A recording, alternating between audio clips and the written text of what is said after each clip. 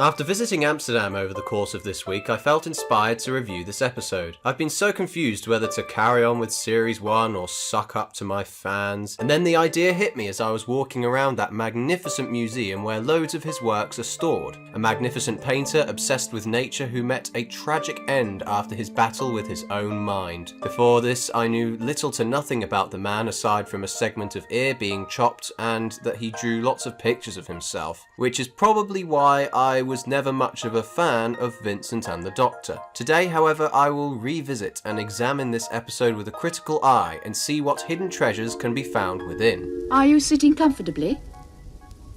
Then we'll begin.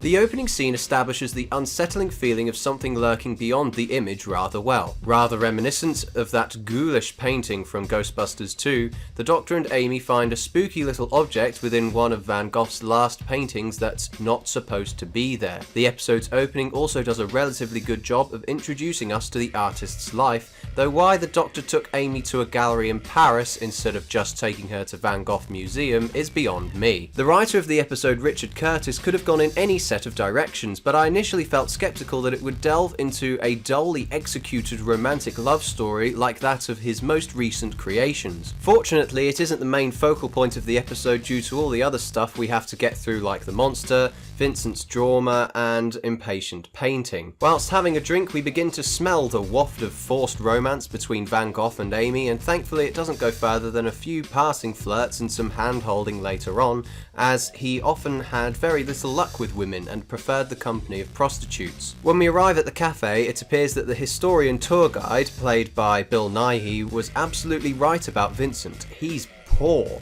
to the extent that he can't even buy a pint. I personally would settle with a glass of water so I could save up a few quid, but one thing I don't quite understand is why none of these individuals are speaking with French or Dutch accents. They managed to create enough Welsh accents to kill a cow for 4 years straight, thank you Russell. Why not make it a bit more accurate through a slight alteration of their voices? It just looks like Johnny Campbell put in little to no effort into considering what these characters might have sounded like. More to the point, why on earth is Vincent portrayed as having a Scottish accent? Just because Holland is slightly more northern than France? One thing I do appreciate about this episode though is how hated Vincent is by the townspeople only after they find the body in the street. It might have been a bit short-lived, but the mob acts like he's caused this child's death, reflecting the superstitious mind frames of those at the time. I'm not really sure how I feel about these segments of Amy and the Doctor gawking at history being relived in front of their eyes though. On the one hand, it's a pretty accurate reaction and I would be pretty chuffed about seeing all of this too, but at the same time it reflects how bloody tiresome this touristy gimmick of reliving the past is now on the show. As if the Unquiet Dead, Shakespeare Code and Unicorn and the Wasp didn't get enough of this before, you'd think after 5 years we wouldn't still have characters admiring and complimenting the historical characters every 5 fucking seconds. For God's sake, a girl has just died and now we're making bedding arrangements for our 2 protagonists to stay at Van Gogh's house. Are you fucking kidding me? Amy then gets attacked by the invisible monster and we see some splendid acting from Tony Curran. He clearly had the passion ready for his character, considering it's not exactly often you get the opportunity to play Vincent van Gogh, even if it is in Doctor Who. His performance displays insanity reasonably well just before the attack, and during it through his jabbering and mood swings work really well together. Unfortunately, the scene is ruined by one of the poorest post-production vocal dubs I've ever heard. Just watch this clip and you should hopefully understand why. I can't see anything, what is it? That is a good question.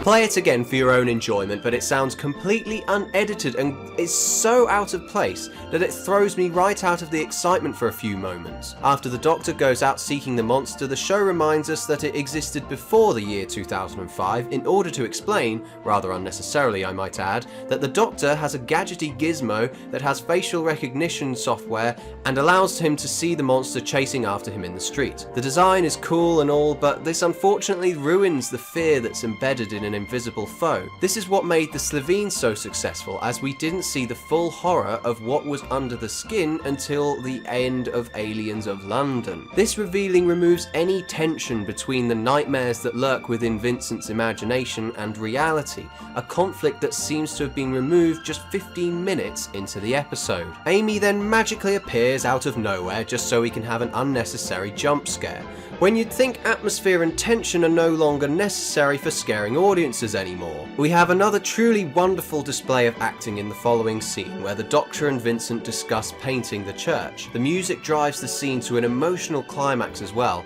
as Vincent confronts his loneliness and the task of painting the church. The dead girl is paraded by in a box down a path, and then it becomes apparent that her death served no other purpose other than to inspire Vincent to draw the sunflowers painting, even though he drew that 2 years before the events of this episode. No information as to how she died is presented to us, but simply establishing that whole life and death thing that he was running on about in the previous scene and layering it on thicker than Latrice Royale's thighs that nobody in this town likes him. The Doctor then begins to bicker and complain like a small child as he waits for the painting to be drawn. He has been living for over 900 years now, and yet he sits and complains that it's taking too long. All I can think of to explain why this was included was more than likely some horrible attempt at comedy just to pass the time. This could have been cut, but no, we have to degrade the Doctor to that of a bored and irritable infant. All those moments where he interrupted Amy and Vincent's interactions just so that we could focus on the plot just feel completely pointless now. He wasn't being inquisitive or curious, he was just being impatient. How disappointing. We have a rather uneventful chase scene where the monster keeps appearing and disappearing whilst Tony Curran waves a chair around looking like a complete muppet. Duck! Left! Right, sorry. You're right, my left. This is no good at all. I suppose we could try talking to him. Talking to him? Well, yes, might be interesting to know his side of the story. Yes. Then maybe he's not really in the mood for conversation right at this precise moment. See, this kind of shit is why it's not exciting or tense. To me, it's just becoming more comedic. The dialogue just becomes a massive joke alongside Van Gogh flailing around with a chair in hand, trying to fight off a giant turkey. It's just a farce. If we were still uncertain whether this monster actually existed or was a figment of Vincent's imagination, I would probably be a lot more interested. But it's just a monster for the sake of including one. The only question remaining at this point now is why Vincent can see it and everyone else can't, giving him this god complex that he doesn't even need. Trying to negotiate with the beast proves absolutely useless, and Vincent stabs it with his easel. You'd think the Doctor would get a bit angrier about Vincent just outright killing this creature that was purely afraid, but no, this is Vincent van Gogh, a god of art. We can't say anything negative about him, surely. Grow some fucking balls, Doctor. Instead, we have this really cringy scene that once again feels like another tourist attraction of the episode, where our characters look up and see how Vincent sees the night sky. Oh look, it's that picture he drew. I get it now, he sees things we don't in nature, like the monster. No, fuck that. That's so unsatisfactory. If this was the case, why doesn't he see our time travellers as more than just two individuals that run into him at the pub one day? What then follows is possibly the best part of the entire episode on an emotional level. It's very strange that we had to get through all of that traditional Doctor Who monster chasing nonsense in order to get to this moment, where Tony Curran's acting, Bill Nighy's delivery of his dialogue and the music work really well together in creating a very emotional scene. What I really like about the conclusion, however, is that Amy's expectations were far too high. She wasn't in it for anything other than the possibility of some new paintings to be drawn for her entertainment. The fact that he may have died a little happier is enough emotional satisfaction for me, but then the episode just gives the audience a massive middle finger when we see this. Like I said earlier, this painting was drawn 2 years before he died. Why has this picture been changed? You know what? Fuck historical accuracy, guys. Let's just make sure our squealy little child companion gets what she wants. Never mind that child who died in the past. Never mind why he could see the monster and they couldn't. Doctor Who's only made for a laugh after all. The ultimate ginge.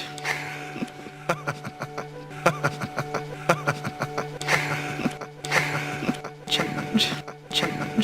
I suppose we could try. It's fun to be naughty. It's fun to be naughty. So, did it suck?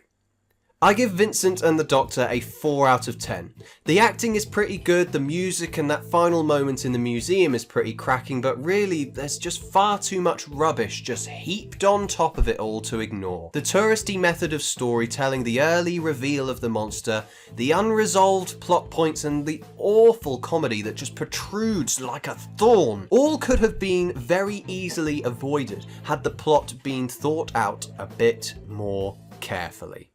Hello. The episode's opening does a relatively good job at introducing the writer of the episode fuck's sake, romantic love story that most of his recent, oh my god, why can't I say this line? Vincent's drama and impatient painting. I just got really close to the end of the sentence and I fucked it up. Good timing. Sorry? I just said this revealing removes when you'd think the atmosphere and tension are no longer... Ooh, that was rubbish. He...